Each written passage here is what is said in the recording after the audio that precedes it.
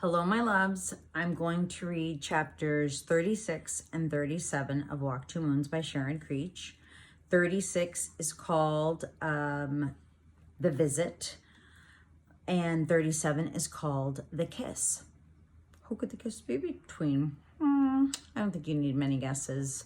If you remember, the last chapter, the plan, was the plan that Phoebe and Sal came up with to find out where Mike Bickle, Sergeant Bickle's son, the potential lunatic, was.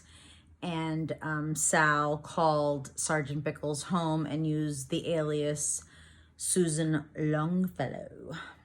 Did anybody pick up on that? I hope you did, because The Tide Rises, The Tide Falls, written by Longfellow. Hello? All right, I'm not going to say anything because these are some good chapters. I mean, they're all good chapters. You know that. Here we go. The Visit. The next day, Saturday, when Phoebe and I reached the bus stop, Ben was standing there. "Oh, crud," Phoebe muttered. "Are you waiting for this bus? Are you going to Chanting Falls?" "Yup," he said. "To the university?" "Nope." Ben pushed his hair from his eyes. "There's a hospital there. I'm going to see someone." "So you're taking this bus?" Phoebe said. "Yes, Freebie, I'm taking this bus. Do you mind?" The three of us sat on the long bench at the back of the bus. I was in between Phoebe and Ben, and his arm pressed up against mine. Phoebe said that we were visiting an old friend at the university. Each time we rounded a curve, Ben leaned against me or I leaned against him. "Sorry," he said. "Sorry," I said. At Chanting Falls, we stood on the pavement as the bus roared off. "The university is over there." Ben pointed down the road. "See ya." And off he walked in the other direction. "Oh, Lord," Phoebe said. "Why did Ben have to be on the same bus? It made me very nervous." It made me nervous too, but for different reasons. Every time I was with him now, my skin tickled and my brain buzzed and my blood romped around as if it were percolating. The address we had for Mike Bickle was a freshman dormitory. It was a 3-story brick building with hundreds of windows. "Oh no," wailed Phoebe. "I thought it might be a little house or something." Students were coming in and out of the building and walking across the lawn. Some were sitting on the grass or benches studying. In the lobby was a reception desk with a handsome young man standing behind it. "You do it," Phoebe said. "I just can't." We stood out like pickles in a pea patch. There were all these grown-up college students, and here we were, two puny 13-year-old girls. Phoebe said, "I wish I had worn something else." She picked the lint off her sweater. I explained to the man at the desk that we were looking for my cousin, Mike Bickle. The young man smiled a wide, white smile at me. He checked a roster and said, "You're in the right place. Room 209. You can go up." Phoebe nearly choked. "You mean we could go right up to his room?" "Sure," the young man said. "Right through there." He gestured. We walked through swinging doors. Phoebe said, "Really, I'm having a heart attack. I know it. I can't do this. Let's get out of here." At the end of the hall, we slipped out of the exit. What if we knocked on his door and he opened it and pulled us inside and slit our throats? Students were milling around on the lawn. I looked for an empty bench on which we might sit. On the far side of the lawn, I saw the backs of 2 people, a young man and an older woman. They were holding hands. She turned to him and kissed his cheek. Phoebe?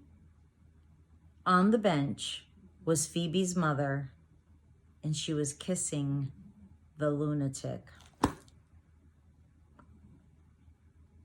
We need a minute for that, right? What? All right, but I said I was going to read the kiss too. Here we go. Oh, it's a kiss, not the kiss. Phoebe was stunned and angry, but she was braver than I was. She could watch, but I could not. I assumed that Phoebe would follow me, but I didn't look back. Down the street I tore, trying to remember where the bus stop was. It wasn't until I saw the hospital that I realized I must have missed the bus stop. I ducked inside and was surprised that Phoebe was not right behind me. What I did next was an impulse, a hunch. Do you know what an impulse is? A hunch? It's a feeling that you get. You don't think about it a lot, you just decide to do it. I asked the hospital receptionist if I could see Mrs. Finney.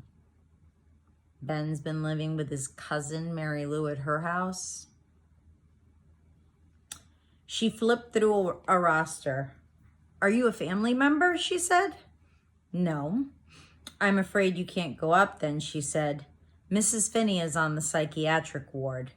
Family only. The psychiatric ward is where people with mental health issues go. A lunatic is someone with mental health issues." Do you understand why Ben had such a problem with the word lunatic? "I was looking for her son. He came here to visit her." "Well, maybe they went outside. You could look out back." Behind the hospital was a wide sloping lawn bordered by flower gardens. Scattered across the lawn were benches and chairs, most of them occupied with patients and their visitors. It was a scene much like the one I had just left at the university, except here no one was studying and some of the people wore dressing gowns. Ben was sitting cross-legged on the ground in front of a woman in a pink robe. She fidgeted with her sash. Ben saw me and stood up as I crossed the lawn. "This is my mother," he said. I said hello, but she didn't look at me. Instead, she stood up and drifted off across the lawn as if we were not there. Ben and I followed. Mrs. Finney reminded me so much of my mother after she returned from the hospital, after the surgeries, after Tulip. My mother would stop right in the middle of doing something inside the house and walk out the door. Halfway up the hill, she would sit down to catch her breath. She picked at the grass, got up again, and went a little farther. Sometimes my mother went in the barn and filled the pail with chicken feed, but before she reached the chicken coop, she would set the pail down and moved off in another direction.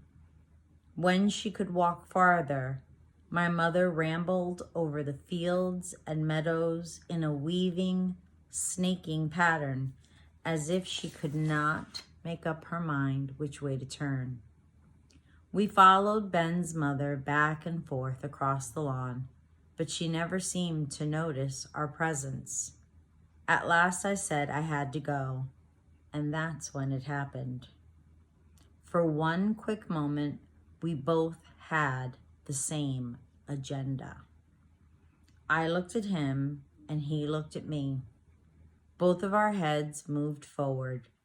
It must have been in slow motion because I had a split second there to be reminded of Mr. Berkway's drawing of the two heads facing each other with the vase in between. I wondered, just for an instant, if a vase could fit between us. If there had been a vase, we would have squashed it because our heads moved completely together and our lips landed in the right place, which was on the other person's lips. It was a real kiss, and it did not taste like chicken. And then our heads moved slowly backward, and we stared out across the lawn.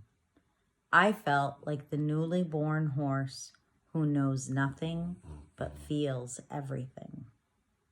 Ben touched his lips. "Did it taste a little like blackberries to you?" he asked. That's the end of chapter 7. Good, huh? We don't have very many left. I'll see you soon, my loves. Bye-bye.